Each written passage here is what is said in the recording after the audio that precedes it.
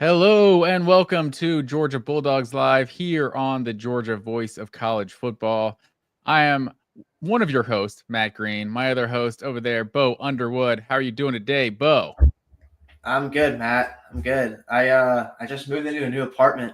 Okay. And I tried to decorate my wall so where it would look cool like when I'm talking on here, but my head is too big and it's blocking all the stuff I got. But I got stuff there. So I don't know. Maybe I'll move some stuff around or move my desk around or something so I have a better setup. But yeah, that's what last couple days I've been moving in, and I start my day job tomorrow as a reporter. So yeah, How nice. that's what have you been up to, man?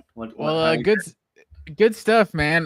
Yeah, I had to carry the show solo last week Yeah, without you. Hey, we missed you. No worries. dude, I was at the beach and it was like there were a couple family dinners I just couldn't get out of, man. That's my bad. But I was at the beach and stuff. I apologize no for worries. No worries at all, man. I had my nephew's fourth birthday on Saturday, so that was good stuff. And then Georgia got some commits on Saturday as well, but we'll get into that in a little bit. But yeah, man, same old over here on my end. Didn't attend any of the All-Star festivities for the All-Star game down in Atlanta, but yeah, I guess that All-Star game should be starting right when we get done here tonight. Hot take for you. Major League Baseball All-Star game is hands down the best All-Star game in all of sports. Oh, I agree. I don't even think that's a hot take because I think that's the only one that's not like fundamentally broken. I guess that's true. The Pro Bowl doesn't even exist anymore, right? the Pro Bowl was so bad that they got rid of it and changed it to flag football and then every year and whatever. Yeah, and every year the NBA All-Star Game is such a joke that the league is always putting out statements about how they're going to make it better, and they keep messing with the rules. And every year all these think pieces come out about how they can fix it. And football and basketball are probably sports that I watch more than baseball, but I fully agree. MLB baseball or MLB All-Star Game is probably the only one that's worth watching, I think, on TV. It's the only one that's yeah. I wonder. I think it's a pride thing, it's all these guys, just years of AAU and elite Nike camps and stuff. It's they're all friends. There's all these elite NBA players just are all they have way more in common with each other than they have with us, right? It's all those guys are boys. It seems like hockey does the USA versus international, right? Yeah, that's what the NBA is gonna have to do. I forget the Four Nations thing now. What's the Four Nations? What they I thought it was USA versus international. What do they do? So they made it into a 4-team tournament for the first time last year. It's the US, that's right, Canada, and then Russia, and I forget what the fourth team was. Finland or something like that. Yeah, and I'm an idiot for forgetting the fourth team, but it was must see TV, man. I would say that's probably the coolest All-Star thing I've ever seen. But I would agree with you that on average MLB probably has the best one, just because I also think NBA and NFL, the NFL they used to have the Pro Bowl after the conference championship when the season's over and no one really cares anymore. And it's also football is just a super physical sport. You kind of want to play as little of it as possible, to preserve your body. Who's to blame for the Pro Bowl, right? Huh? Who's to blame for the Pro Bowl, right? Who's to blame? Yes, I guess you could blame. Money? You could blame two people. Mr. Capitalism. No, maybe. Sean Taylor, I think, decapitating that punter. I think, but whoever called the fake punt in the Pro Bowl, there's a bunch of Pro Bowlers on that special teams unit. This isn't just a regular special teams unit. So maybe whoever called that fake punt is to blame for the Pro Bowl. It's okay, we're just all trying to have a good time here in Hawaii. That was violence. But also the Pro Bowl was really it's not like the Pro Bowl was really good. It's not like the Pro Bowl was a great product and then the Sean Taylor annihilated that punter, and then it became bad. It was bad before that. That's true. You know, I was mainly joking. Yeah, no, but I do agree. Sean Taylor probably had a lot to do with players watching that and being like, you know, I'm not gonna get myself done like that punter. Yeah, exactly. And maybe I was just a kid, and maybe kids now are equally as into it as I was at the time, but I just always felt like the skill things were like really cool, like seeing Drew Bledsoe and Peyton Manning hitting targets and stuff like that. Like I felt like that's just actual skills competition. Also, if we're just racing, just fastest man in the NFL, like title is on the line, and it's like some sort of bracket. We're just 50-yard dashes, 40-yard dash, whatever you want to do. Like, I feel like that would be like must see TV. Seeing Tyreek Hill race against, I don't know, whoever the next Nico Hardman. I don't know who the next Williams. Yeah, it's just seeing big time, like just the fastest players in the league racing each other. I feel like that would be fun to watch. But and they brought a lot of that stuff back. Like they brought the skills challenge back a few years ago. And like I watched that. I didn't watch the Pro Bowl game like ever really after I was probably 13, but I watched the skills challenge. Like that is fun to watch. Like it's fun to watch them like play dodgeball. Like remember that one year? I think it was like Jarvis Landry went insane in dodgeball, and he like won it for the whole AFC or whatever. Right. That's more fun than watching them play, half-hearted football any day. Well, I said Sean Taylor as a joke, but in all seriousness, it was a Georgia player, Robert Edwards, is the reason that they don't have the beach Pro Bowl game anymore. So they used to have the rookie beach football game. And Robert Edwards rushed for like 1,000 yards as a rookie for the Patriots, tore his ACL in the beach football game, and I don't think they ever did it after that. Yeah, back when that was like tearing your ACL was like a death sentence, Yeah, and Robert Edwards underrated in the RBU lore for sure. But because I think that's so back to what you said is Canada, U.S., Finland, and Sweden were the four nations. Canada, U.S. Okay, it wasn't Russia then. They chose. I guess I was just thinking about the movie Miracle. I don't know. But yeah, that's what the NBA is gonna have to do is make it international versus US. I feel like that would make it interesting. But the main point I was gonna say about baseball is just you can't play baseball at half speed. Like I get excited. You're gonna hit the ball or you're not. And I feel like, you're gonna be out there pitching. You're gonna throw 95. I'm not just gonna you're not just gonna soft toss it. Yeah, it's like, and then you're hitting. You're gonna hit full speed.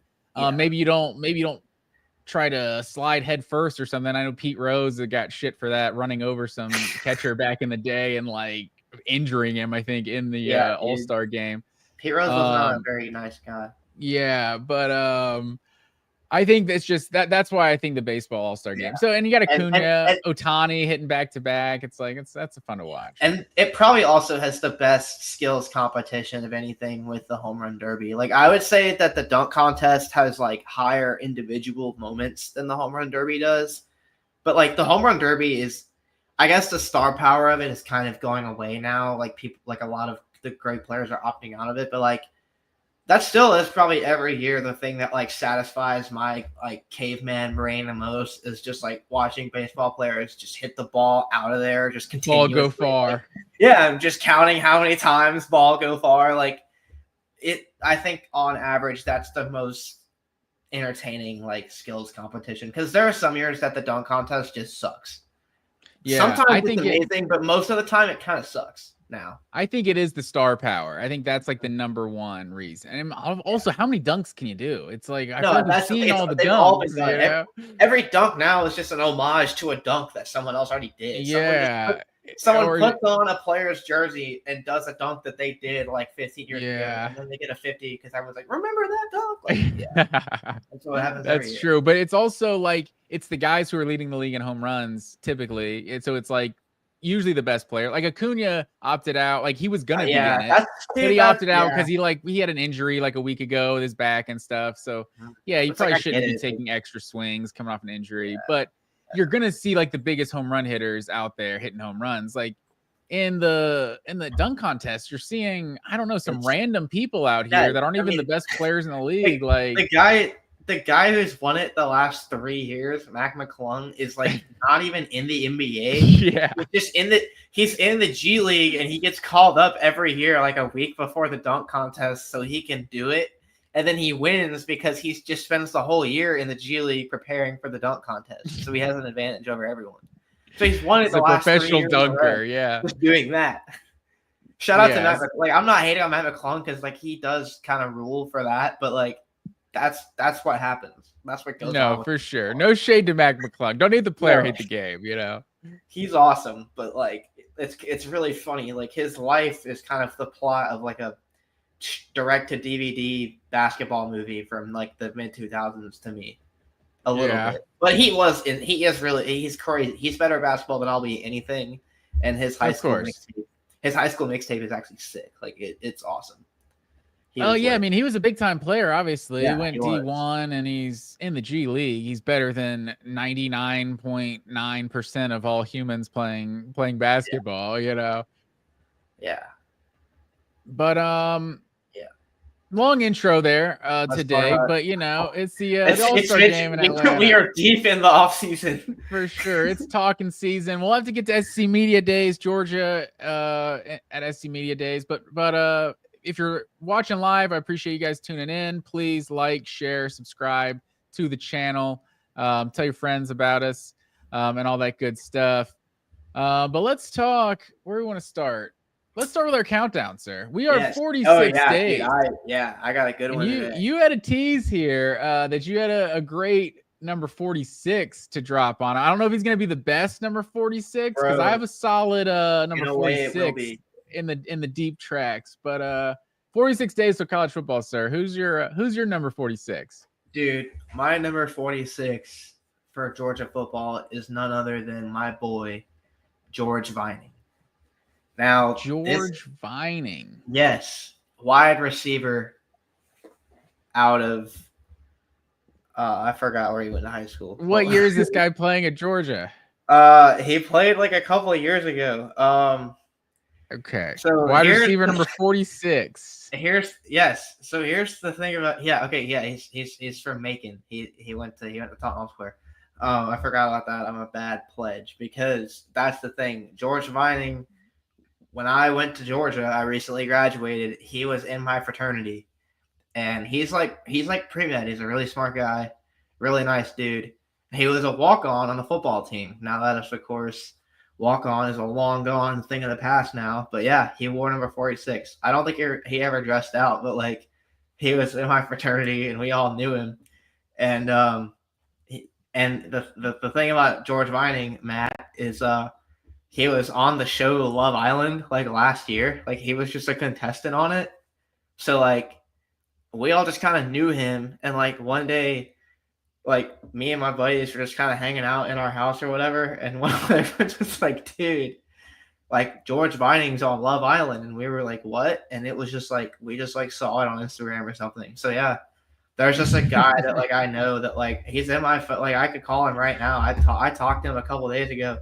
Like, nice. He's on Love Island and he played for Georgia and he's currently on Love Island right now. No, he was on it like last season. Okay. Which like did he win? How does Love Island work? I'm sorry, George. I did not watch. I'm sorry, George. I did not watch the show. I watched like one episode of it with a couple people, with a couple of my buddies, and we didn't really feel like watching the rest of it. But like, I know a lot of people watch Love Island, and so yeah, Love Island contestant. I don't think he won or anything, but Love Island contestant George Vining is my pick for number 46. 46 days. I like it. I'm gonna go on a more serious note here, sir. For the old school dog what's fans. More serious than like a guy that you know in real life? That's fair. I'm gonna go back to the 90s. I think he was on 01. He was on the Georgia. He was on Mark Richt's first team, senior on that team. A guy named Will Witherspoon. Do you remember Will Witherspoon? He was a third-round pick to the Panthers. He was on that Panthers team that went to the Super Bowl, lost to the Patriots. But 12 years in the NFL, 6 years with 90-plus tackles. Will Witherspoon. He played for the Rams too, I think, but some really good years in Carolina. No Pro Bowls or anything, but he feels like he was like a borderline, like a couple hundred tackle seasons for him. So Will Witherspoon, he's getting my vote for number 46. He's back rocking those shadow numbers. I don't know if you. That's what I grew up with. Georgia rocking the shadow numbers. You know, I wish that those would make their comeback on like an alternate or something. Yeah, we need those throwbacks for sure. That Kirby Smart jersey. Every time I see someone, every time I see someone rocking that Kirby jersey, I'm like, I need to own that. I need to own that item of clothing. Garrison Hurst, Champ Bailey jerseys. Yeah, absolutely, sir. They look awesome. But also Arnold Harrison was one I remembered. I think he played for the Steelers for a little bit, and I believe Xander Ogletree, the younger brother of Alec Ogletree, was 46, fullback. I think he got kicked off the team at some point. Yeah, he was he felt like give him a scholarship to make sure Alec Ogletree comes here. There's been a couple of those in Georgia history. Yeah, you gotta do what you gotta do. And also the best player that ever wore number 4 and number 6, I think, is definitely James Cook. So I don't know how many other people. I'm not sure how many other people have actually done that. There's anyone else who even has that claim in Georgia history. There you go. More in both numbers. Yeah, exactly. Yeah, dude, honestly, shout out James Cook might be like the king of this segment. I feel like he might apply more than anyone. Should have gotten James Cook for the thumbnail on this one, but or I guess we could have gotten your guy from Love Island or something. I don't know if there an actual photo. I was gonna say you could probably there's some on his Instagram, but I don't know if there's any in game. Yeah. It'd be weird if we pulled an Instagram. I think it messed out a couple times, but might be weird if we pulled his Instagram. The thumbnail should just be like like 2 different pictures of James Cook. Yeah, that'd be awesome. But let's talk about the main event of the day. SEC Media Days, sir. Kirby spoke to the media. I would say, gave his kind of typical Kirby responses, but what were your biggest takeaways from Kirby, and just kind of we'll talk other SEC Media Day topics too, but yeah, let's start with Kirby. Yeah, I feel like there was a lot. The biggest thing that he continues to talk about is like stuff that I would normally write off as coach speak, but stuff I really kind of feel like it's more relevant. The sentiments he expressed are kind of more relevant now than ever. Like his big, you know how Kirby has these phrases and sayings that he just kind of latches onto and he just kind of drives them year ahead. His latest one being passion, fire, and energy. But like, and I'm not saying that, that's like the most profound thing ever or anything, but like, he really emphasized this whole time how important it is now in this era to find players who like really love football and are really crazy about it, and will do the dirty things, and who don't really care that much, like who aren't playing for NIL. And like, I don't know, sometimes you hear people say that and they're also saying that they don't want players to get paid, and they kind of wish that it could be like how it used to be. And he's also kind of stressing, he's like, I don't want that either. Like, I want players to get paid. I just don't want it to change the way that they play the game and approach the game. And I thought that made a lot of sense. And I think it's a pretty insightful. I mean, obviously every coach wants to recruit kids like that. Don't get me wrong. Kirby Smart is not discovering any new formula here or anything. Even though he is a super experienced recruiter, of course. But like, I think it is a pretty revealing look into the way that Georgia like approaches recruiting overall as a program. Yeah, I think that's true, and it's obviously on a day like today where Georgia misses out on, and we'll talk recruiting, but misses out on one recruit and another one flips to Texas as well. Like, Georgia fans are kind of in this like. There's just this common narrative of just like, oh, we don't do NIL, but every recruit we don't get is NIL, and it kind of feels that way, like to an extent, but like obviously Georgia's paying players too, like they're right. It feels like it's at least maybe it's coach speak, but it feels genuine. It doesn't feel like lip service. It feels like I think maybe Kirby's been burned by, just some guys that were really their money was the first priority, and those seem to be the guys that transfer after year 1 or year 2, and you're like, we're trying to build a roster here for 3, 4, 5 years, and you don't want to take a chance on a guy who seems maybe likely to just look for the next best thing after a year. So I struggle because it feels so biased to just be like, Kirby, we're just doing things the right way. Yeah. Like that's what everyone thinks. But I mean, it kind of seems legitimate to an extent that it's not our biggest sales pitch. It's like probably Kirby's like, it feels like Kirby's sales pitch is you're going to make money if you come here. This is not going to be the most important thing, but if you come here, you're going to get whatever, kind of collective, whatever it is. Like, we're going to take care of you. Like, you might not be rich, but we're going to take care of you and then hopefully get you to the next level. But I think it's, I don't want to just sit here and be like, every time we don't get a recruit, it's because, they paid more. But to an extent, it kind of feels that way at the same time. Yeah. And I think a lot of that is just kind of like rooted in what's happened, like in truth, because it's like you've seen schools that have just like kind of thrown a bunch of money at kids and not like and just gotten a bunch of 5-star recruits through a bunch of NIL deals. Like those teams haven't really been as successful, like the Texas A&Ms and like the USCs of the world.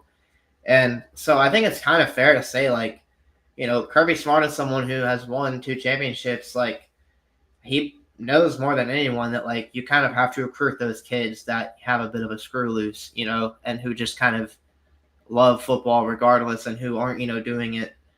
He's the biggest thing that stood out, one of the biggest quotes that he said that stood out to me is, like, we value relationships over transactions. Because he's like, having that relationship with a player is like the only way that you can really, really push him to succeed. Because like it's like he said, a lot of coaches now are just like not pushing players as hard because they don't want them to transfer, basically. And it's like, you can't really win a championship when that's the dynamic. When the coaches and the players are a little more than like business partners, So no, and I think that's fair, especially it's like you think of how Alabama was built. It was just there was first-round picks.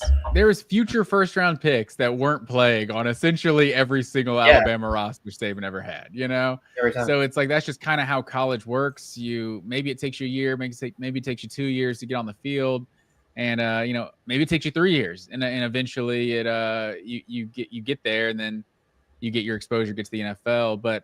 Let me throw out the comments here. We got Matthew Miller from our Texas Voice of College Football channel. Matthew. Remember, every recruit you get is because of a relationship, and every recruit you miss is because that's exactly NFL. Right. Absolutely, sir. That's every single program. That's how it works. If a program doesn't commit to your school, it's because he's a greedy SOB who's only in it for the money. But if he recruits to your school, he's a great guy. It's because he just loves the university and the campus feel and the faculty, and just what it means to go to that university. And what else did Matthew Miller say here? The best schools do both. They make the relationship strong and then get the deal done with the money if they are in the fence. If they're on the fence, between a couple of schools, money can't be the first thing. No, I agree. Like Georgia's sitting here since they did the re-rankings. Let's just go into recruiting. We'll come back to SEC Media Days. Georgia's sitting here right now with like the number 1 ranked class since they just updated the recruiting rankings. And obviously James Johnson just flipped, so maybe they just dropped to 2. But he also flipped to Texas. I mean, what Matthew is saying here is obviously accurate, and we joke about every recruit we don't get is because of that. But it's also, everyone does say that, and everyone probably says what I'm about to say now too. But with Georgia, it's actually different because like this is a program that's won 2 national titles. Like, Kirby was there with Saban. Like you saw what Kirby's first few like pre-NIL classes were like. they were on the trajectory to just be signing the number one class every year, you know? To be fair, I would say Georgia they went back to back, like just right before NIL got completely like out of hand, out of control. But like I think it still counts as like within the NIL era, but maybe not as much as like. And also Justice Terry last year just explicitly, just straight up said that's what it was. So like that he had been to Georgia 20, 30 times since his freshman year of high school, and was like Texas started recruiting him in like November or something, and he signed with it because of the money. So there is some validity that this happens.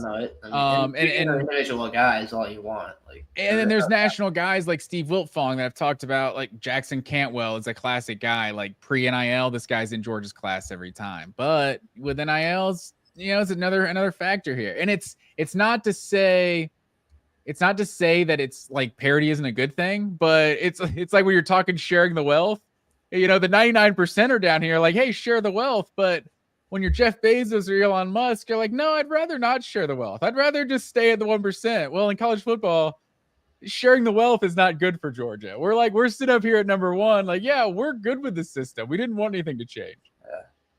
It's good that the players are getting paid above all else. I'll say that. For sure.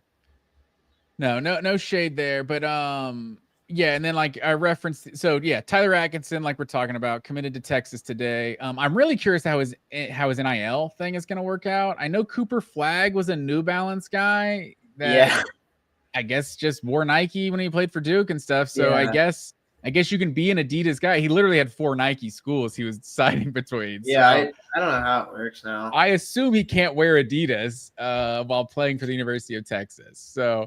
But yeah, it feels, I don't know if you feel the same way, and maybe we're just sensitive Georgia fans over here. It feels like the 5-star, the highest ranked recruits that come out of the state of Georgia, when they're from Metro Atlanta, it feels like Georgia's hit rate is so much lower. Gwinnett County specifically, but I don't know what it is, but Tyler Atkinson, I never felt like he was going to commit to Georgia. He kind of just felt like a guy a Caleb Downs, Mike Matthews, from Alvin Kamara, if you want to go way back. I don't know.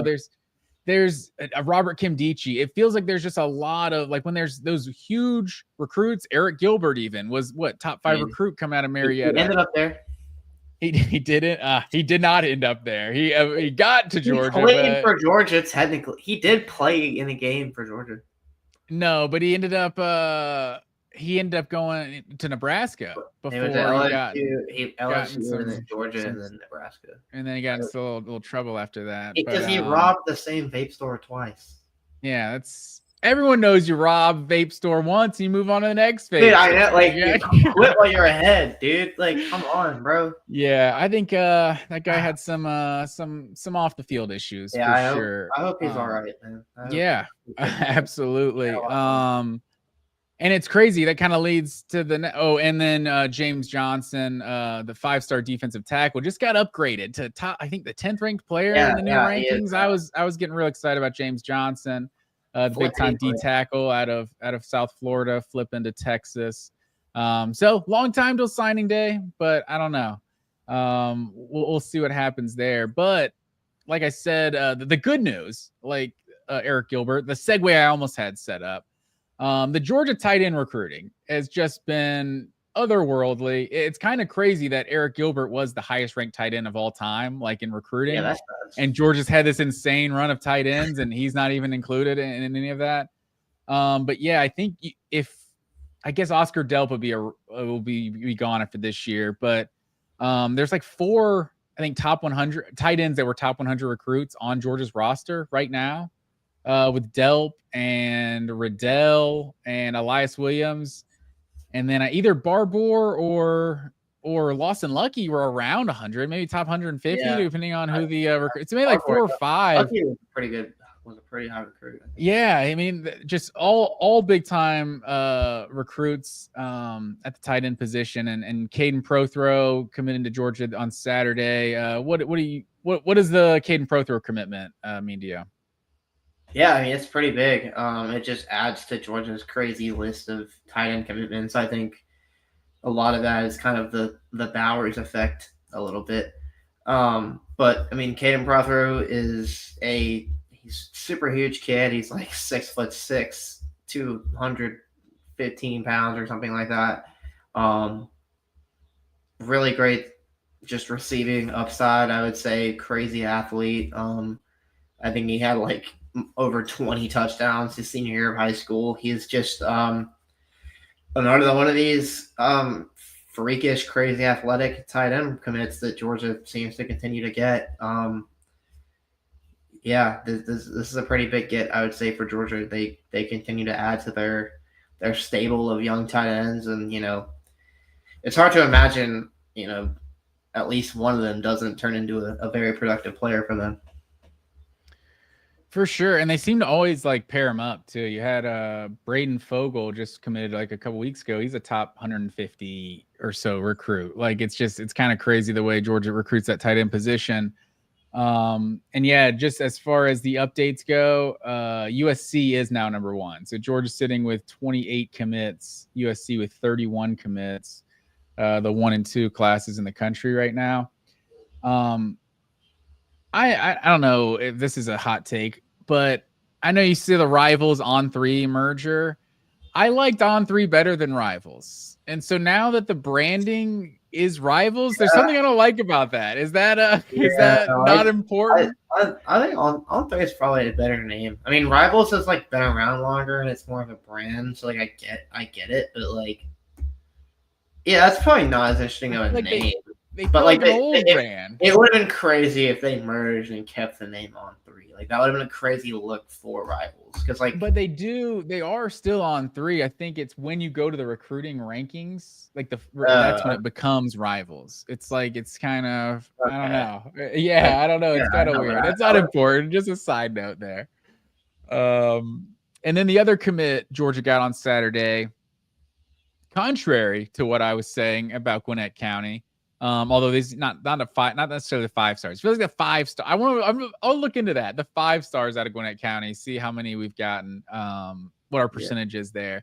But Tyreek Green, top 100, top 150 recruit or so, out of Buford, committing to the Dogs. A lot of talk about this guy being like Kirby Smart's guy, like just physical DB, supposed to be perfect for that star position.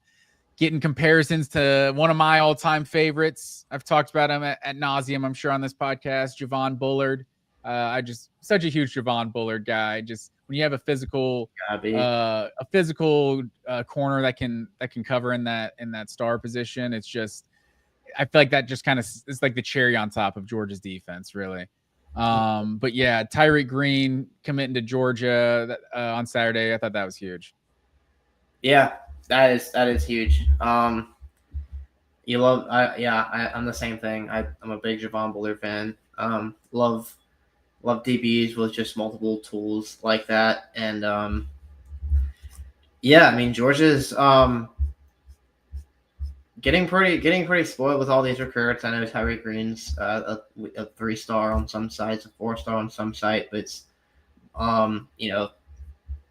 seems like a really talented player, and some Georgia kind of needs to rebuild that defensive backfield anyway. They have a lot of older guys that have either already moved on or they're going to move on after this season. And it's like that's probably one of the hardest position groups in college football to like year to year have consistent great performance in. So it's like recruiting that position is just super important always.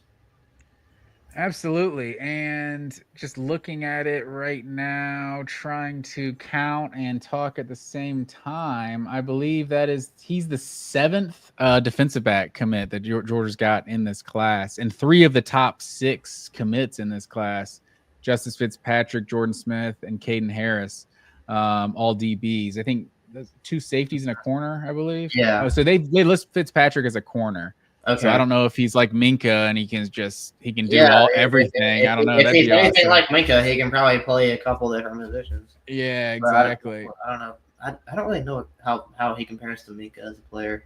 Minka's insane, so it's hard to expect anybody to just be like Minka. Yeah, I don't want to put that. It's like I mean, like it's like getting Dalvin Cook's younger brother. Mm-hmm. I don't think anyone would have put that on James Cook. And now you look at the NFL, it's like Maybe he is just as good as Dalvin Cook. Yeah, I'm not sure. I never would have said that in college. Dalvin Cook was just a beast. Matthew Miller, one more time. I'm not gonna shout him out every time he gets in the comments here, especially if he's just trolling over here. But I'll give him this one. Just go with 4 tight end sets. We've done it before. We've done a lot of 3 tight end sets for sure. And when you had Brock Bowers as one of those tight ends, it was a lot better. It worked really well. Yeah, absolutely. But yeah, Georgia, the receiving recruiting is picking up, as well as the tight end recruiting, just keeping the same. Just good to see, keep reloading those rooms. Mm-hmm. Anything else on recruiting in recent weeks? I think those are the big ones. Yeah. Okay, let's get back to SEC Media Days, sir. I feel like we kept tiptoeing around SEC Media recruiting. I was like, let's just jump in. Let's talk our recruiting. So back to talking about SEC Media Days. Another thing Kirby Smart said, maybe you have more information on this. I don't actually know the rule change, but what is this rule change about the organized defensive line shifts? Do you know anything about that? He was asked a question about it, and he was kind of like, I wouldn't say he was like defensive with the question, but he was kind of like a little like the guy put there's some sort of, what is it called? Like sudden movement, like no organized sudden movement or some kind of language like that. And he's like, I need a definition on what sudden is. Like, you put that microphone down. Was that sudden? Like, did they change that rule? Because I mean, Georgia likes to do that thing a lot, where like the D line will all jump up and then jump back down, or they'll all shift over. And they do that quick shift. Yeah, they'll shift over. Like right before the snap, and it's meant to confuse the O-line or trigger a false start or something. Probably changes the matchup or something. Yeah, I guess. Yeah, I mean, I guess Kirby. I kind of missed that part too, but he was, I guess, defending doing that because they do it a ton. And did they change that rule? You can't do that anymore. Yeah, I couldn't find anything about an actual rule change. I must have missed that part of the. So it was a question that a reporter asked Kirby, and so that was his response. So I don't know if maybe it's a proposed rule it's being talked about, and so maybe the language will get cleared up or something. I don't know, but yeah, I don't understand the logic of changing that rule. Like, I understand like the clapping and what disconcerting signals I think I've seen called a couple times in a football game. But yeah, actual just a shift to the side, like not moving towards the line of scrimmage. I mean, even if you're moving towards the line of scrimmage, I don't know. You're the defense, so if you can perfectly time a snap, you can do that. Yeah. So I just hate all these rules in every sport that seem to always put limits on the defense and expand what the offense can do. I agree. Also, where do you stand on a 9-game schedule in the SEC? I think they should do it. I'm sick of these cupcake games in the middle of November. Georgia should not be playing UMass in mid-November. Alabama should not be playing the Citadel. Like, that shouldn't be happening.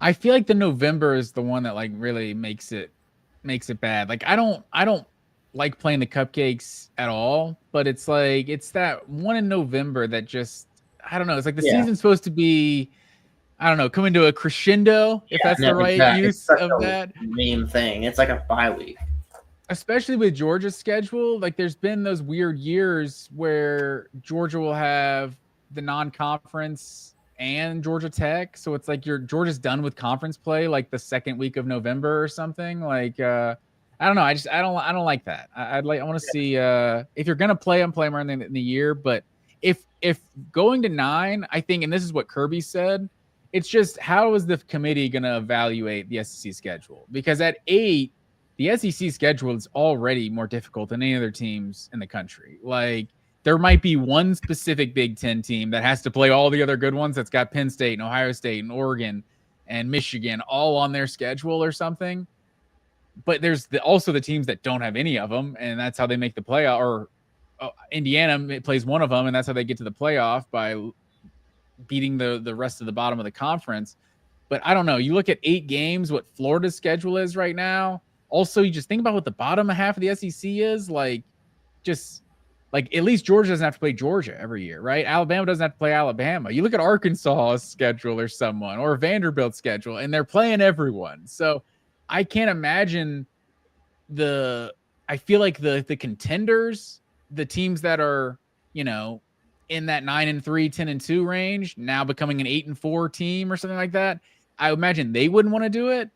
And then also the teams that are desperately trying to make bowl games, those programs also don't seem like they would want it. So I'm not sure how this gets done, but if like we have to go to 9 to preserve Alabama, Tennessee every year, or Georgia, Auburn every year, I feel like you have to.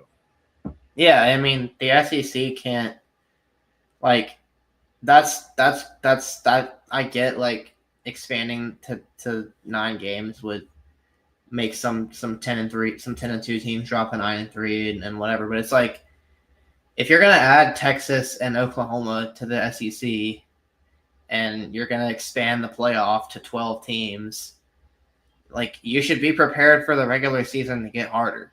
And yeah, I just don't really think that that's a valid excuse as being like, it's going to mess up how the committee evaluates the SEC to add a 9th game. The committee doesn't – it's not like the committee has this rock-solid, tried-and-true way of deciding a playoff that everybody agrees with and loves now.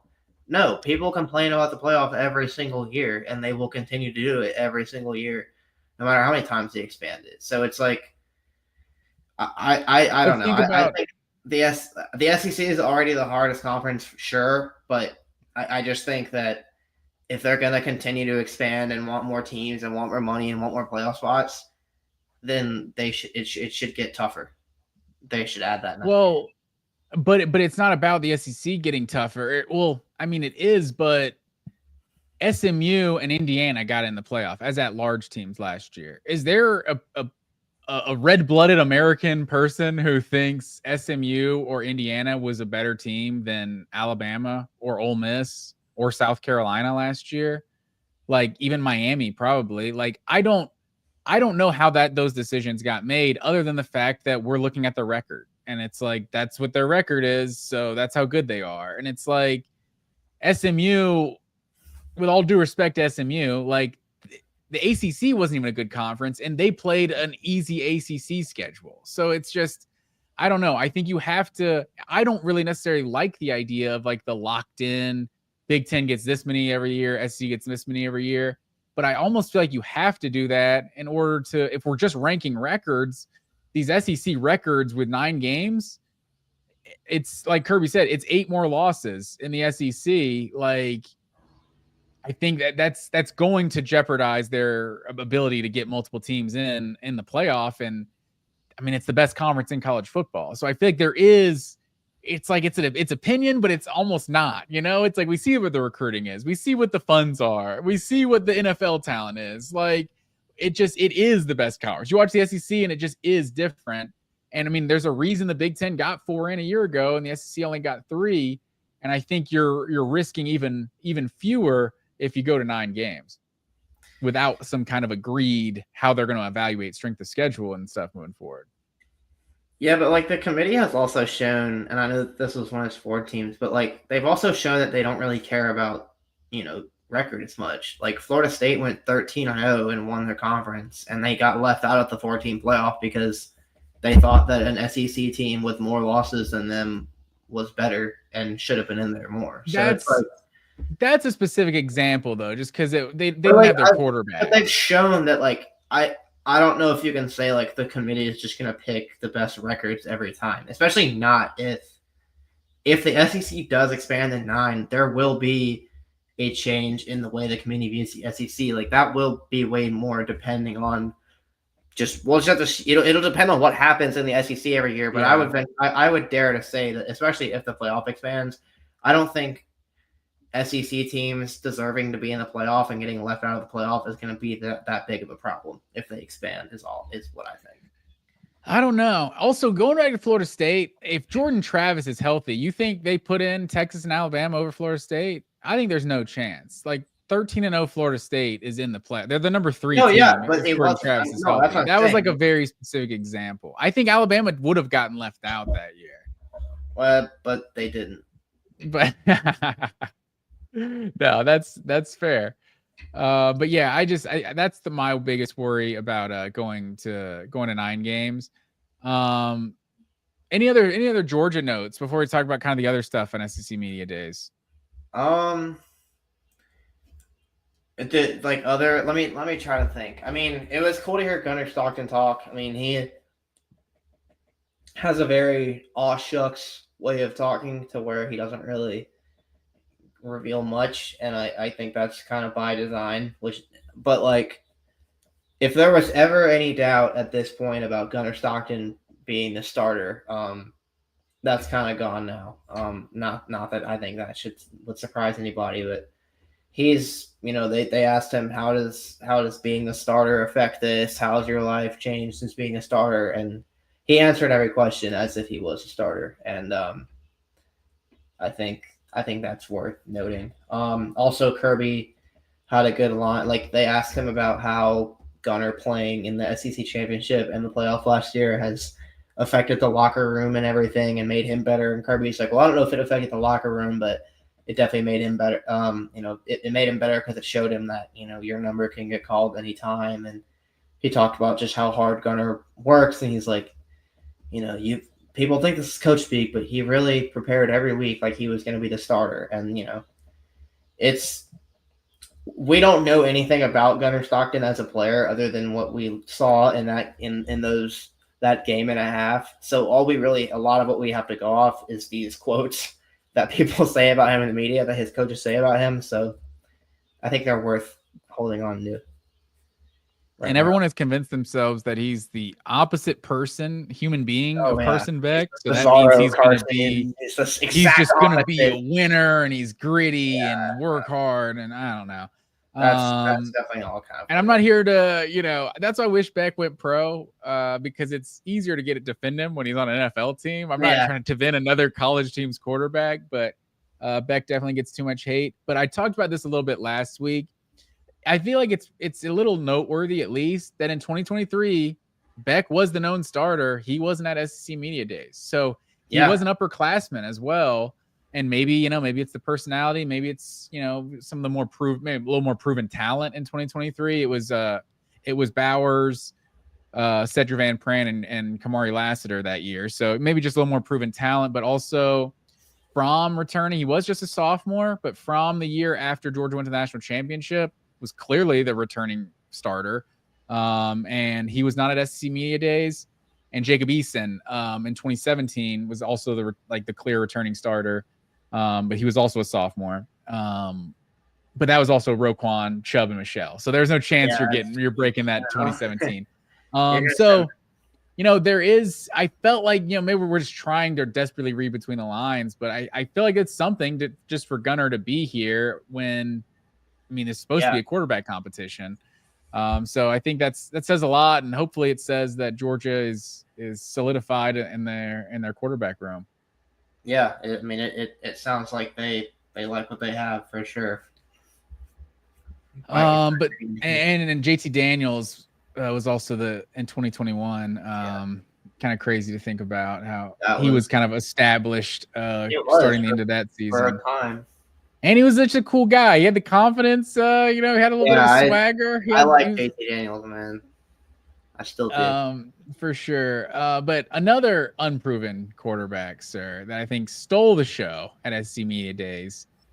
Maybe this is what Paul Feinbaum was talking about. Arch Manning, dude. It's like, I don't want to just be a hater when it comes to Arch Manning. You know what I mean? I feel like I've been pushed into this corner to where I have to be a hater because I don't really understand the media obsession with Arch Manning. You know what I mean? It's like, it's not Peyton or Eli's kid. Like, for one, I feel like that would make it more compelling. Like, I know he's a 5-star recruit, but I can't recall a 5-star recruit that hadn't played for 2 years and that was going to be their first year starting. That was just this huge sensation. It's just like Tim Tebow didn't sit for 2 years. Maybe that's what Paul Feinbaum, my original thing. Maybe that's what Paul Feinbaum was talking about. The media circus is what's Tim Tebow like, and we haven't seen this since Tebow.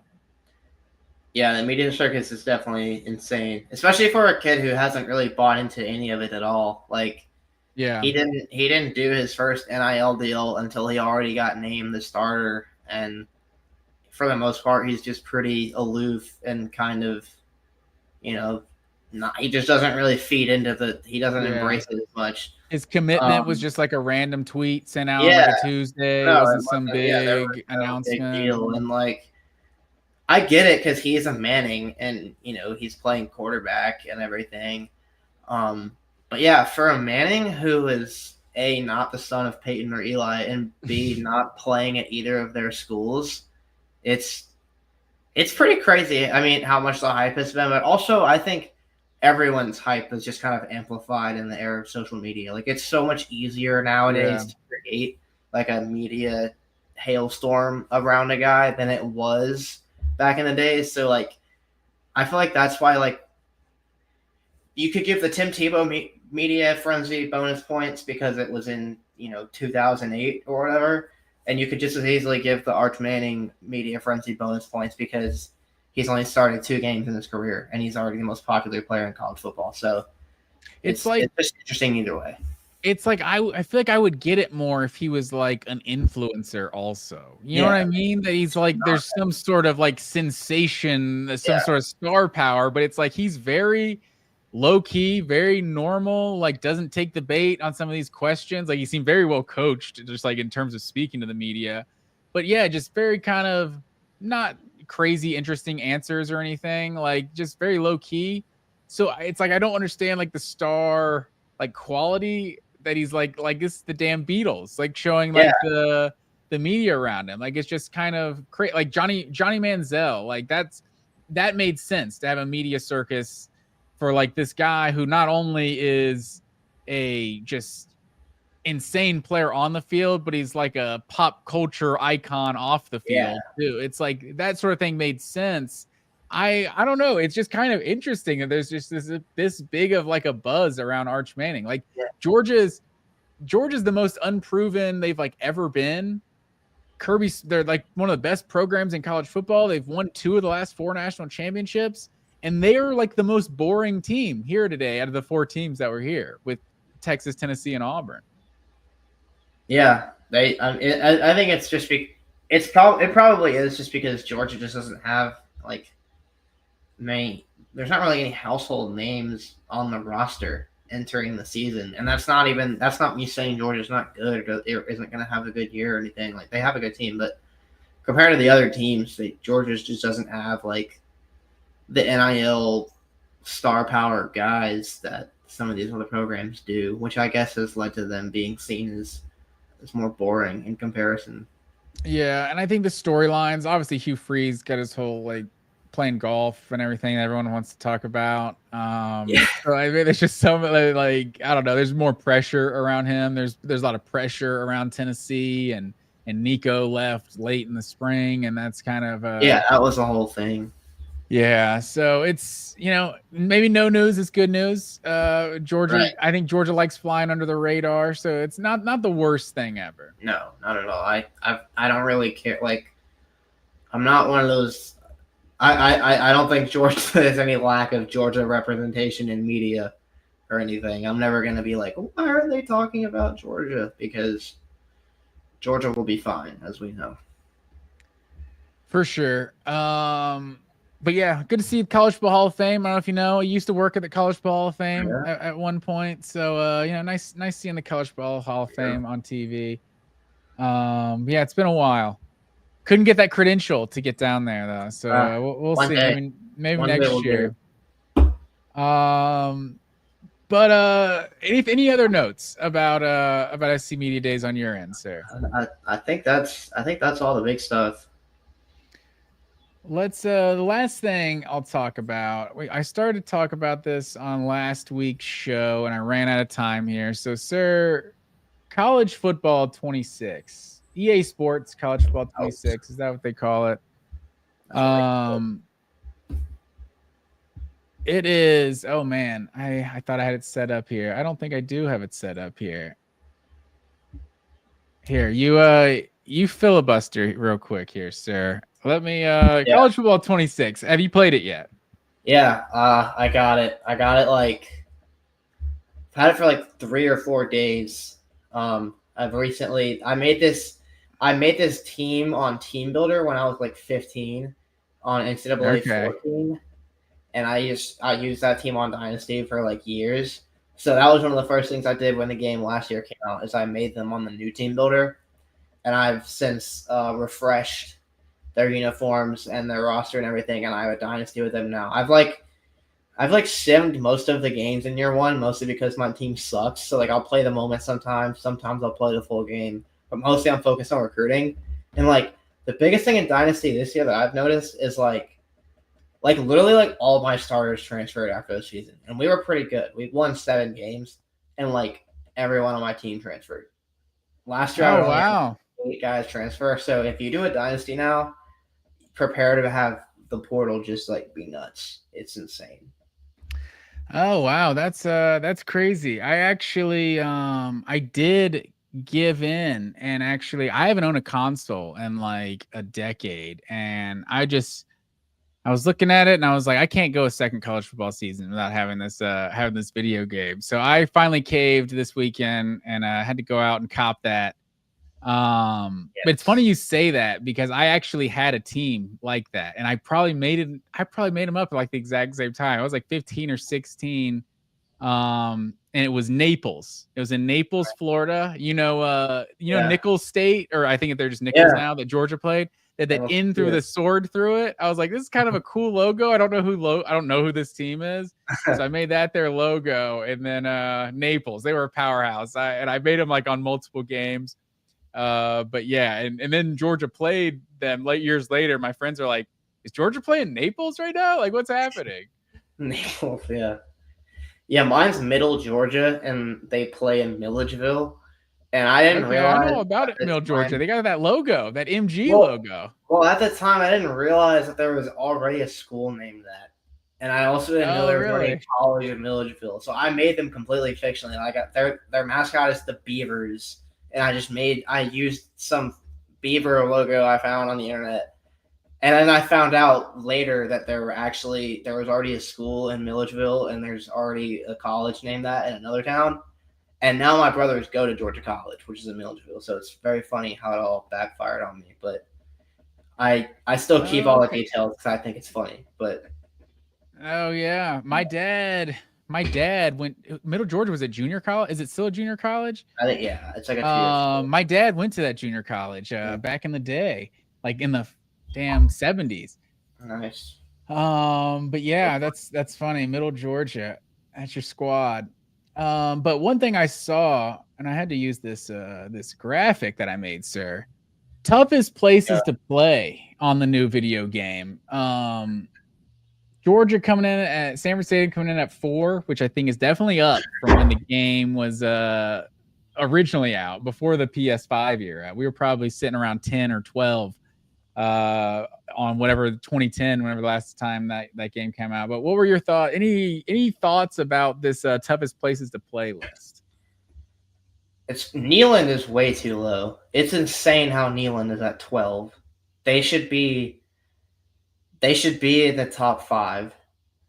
Okay. And Georgia, I would probably have at 3, but it's just nice to be above Alabama. But Neyland at 12 is ridiculous. I can't believe it. I don't even, and I'm saying that as a Georgia fan that doesn't even like Tennessee, but like Neyland at 12 is insane, and that's ridiculous. Like freaking Oregon and Oklahoma being above that. Oklahoma's the random one. I've never heard Oklahoma like mentioned. Kyle Field hasn't been lit since Johnny Manziel played there. See, I disagree with you there. I think Kyle Field, I would put with Neyland Stadium. I think 11 and 12 both could go up. But see, this is the thing. This is my ultimate take when it comes to this conversation, because Josh Pate, I think after this came out, he did put like his list together, and I think he may have had Tennessee 1, honestly, on his list. Yeah. No one is talking about the toughest places to play.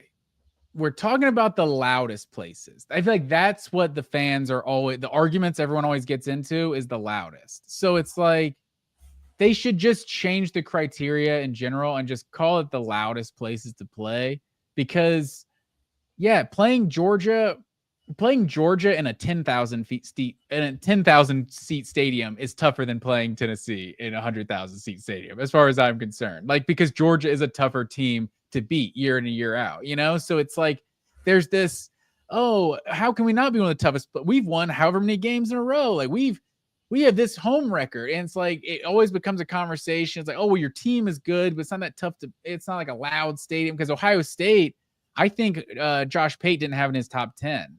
I think Ohio State's kind of been criticized as kind of the wine and cheese crowd at times. Do people talk about Ohio State as having like an insane home field advantage? Like, I don't think I've ever heard anyone say that. I'm sure maybe I'm just hating on Ohio State, but I've never heard them be as like mentioned as like one of the 3 craziest environments in college football or anything. But maybe same. But if you look at their home record of the last decade, I'm sure it's amazing, because Ohio State has an amazing record. They're insane. So I feel like in general, we should just change this conversation to like the loudest places to play. Like, also Auburn at 17 feels insanely low. And like 7, Florida at 7 is like, that's too high. When the Swamp is, maybe you're too young and you don't remember the glory years of Florida, but it feels like when Florida is good, when that stadium is loud, it is the loudest stadium in college football. Like, it's up there, but it's just been so long since Florida was like relevant, and I'm sure they've lost a bunch of games at home that you're like, I don't know. I feel like it throws off the whole conversation. Yeah, like, I mean, you can definitely start getting into like what you view as the toughest place to play, like what that means. I have no problem with it being called that, because I think toughest places to play just means like the environment and like, how crazy it gets. And I guess, how good the team is definitely an extension of that. But like, yeah, I think like pound for pound, like I guess the way to look at it is like rank them on like how crazy it is when every team is good. I would say Neyland Stadium when Tennessee. How crazy is their crazy? Like, Neyland Stadium when Tennessee is really good. There's no way that's not like a top 3 hardest environment in college football. I don't believe that. Yeah, I mean, just 100 and something thousand like has to put it up there. But also Williams-Brice Stadium, like it seems like it gets loud and crazy. So I hate when these conversations turn into like, especially with Tennessee fans, because this feels like all they have. That it's like our stadium is so much louder. Cool. That's why I really need to stick up for them. Yeah, it's like, cool. Georgia's won by like 4 touchdowns the last 5 times they've gone there or something. Like, it's tough to play there as long as like Jarrett Garantano is not the quarterback. Yeah, exactly. Famous last words. Let's knock on wood there. Georgia going to Knoxville in about 46? So probably about 60 days. Joey Aguilar might just be crazy, man. Yeah, I mean, who knows? Who knows what could happen? We've seen Zach Calzada channel something in Bama, so I don't know. But I thought this list was interesting. The home field advantage is always cool in the video game. Get the crowd shaking and all that. But yeah, it's just funny what all this conversation always turns into with Tennessee fans. And it's just like, Sanford Stadium is loud. Is it the 4th loudest environment in college football? I don't know. Probably not. Like, consistently, like the fact that Kirby had to call him out versus Auburn just a year ago is probably not a great sign. But when it's loud, it feels like it's one of the loudest environments in college football. Like, we all saw that Arkansas game at noon, that Tennessee game in 2022, or even the Notre Dame game in 2019. So there's been some rowdy environments in Athens. It feels like there just hasn't been that many, honestly, like marquee matchups in Athens in the last like 5-10 years for whatever reason. Like, it feels like a lot of Georgia's biggest games, either it's Florida in a neutral site, some of these Oregon Clemson games in a neutral site, or they seem to be on the road in Tuscaloosa in Austin a year ago. So that'll change. Maybe that's what's that? That'll change this year though. Yeah, absolutely. The home schedule this year, I don't know how I'm going to afford a ticket, but I gotta be in the crowd for some of those big time matchups this year. Yeah, I know, me too. I think this is just something that like every fan base is just going to go to bat about, because it probably more than anything in college football that you can rank is like a reflection on the fans themselves. Like, how good is your stadium? That's like how good are your fans, basically. I So feel like that is how every fans fan base take is going to it. have strong feelings about where they are on this list, because it's more than anything calling them out. If they're not high enough. For sure. And fans take it personally. But a lot of this is like it's architecture and physics, it's Yeah, just like the sound stays in better at some places. It's not an attack on you personally, but yeah, Jordan Hare at 17 seems real low. Obviously I haven't been to a lot of these places, so I can't speak outside of the SEC, but bucket list item. Bucket list would be at least see a game in all of these stadiums, but I don't know. That might be a lot. And the last thing for the diehard gamers out there, I got we got the top 10 ranked Georgia players on here on the video game. Any thoughts here that stand out to you? We got Christian Miller at 92, CJ Allen and KJ Bolden as 91s. What stands out to you on this on these overall ratings? I think CJ Allen should be rated higher. I don't know why Oscar Delp is a 90. That's probably the highest one to me. That doesn't really make a lot of sense. Yeah, I think he was at 90 on the game last year too. Nate Frazier's at 88 is a bit generous, but like I get it. And then Dylan Bell at I would have Noah Thomas higher rated than Dylan Bell. I agree with that. Yeah. I would have I don't know.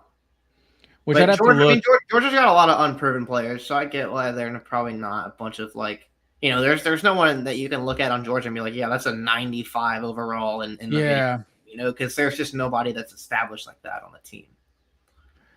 Do you remember what Beck was on the game a year ago? Like a 94 or something like that? I doubt. He probably won that. He was probably low. He's probably a 91 or something like that. Because he was probably the highest ranked quarterback on the game, right? He might have been going into last year. Yeah, there was Carson Beck had a lot of hype going into last year.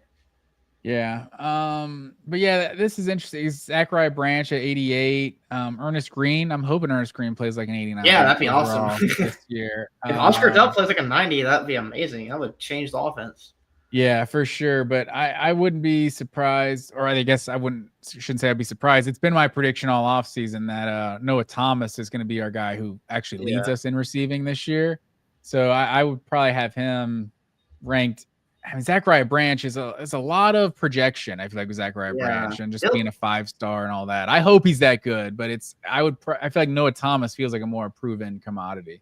Yeah, I mean, Noah Thomas just led A&M in receiving in like every category. Dylan Bell hasn't really been good, so I don't know why he's higher than Noah Thomas. Dylan Bell catching some shade over here. Not a Dylan Bell guy, huh? I don't know. He's been around for a while, and he's definitely anytime you're a starter for multiple years, you're good. You're doing something right, but think of how many bad Dylan Bell plays there have been, man. Yeah, I feel like he was great as the 4th option. Yeah, no, and he in 2023, and maybe he can be back to being like the 3rd or 4th option this year, depending on what Colby Young can do. But yeah, I feel like I really like him as where he is. So I like Dylan Bell, and I like the kind of player he is and how versatile he is.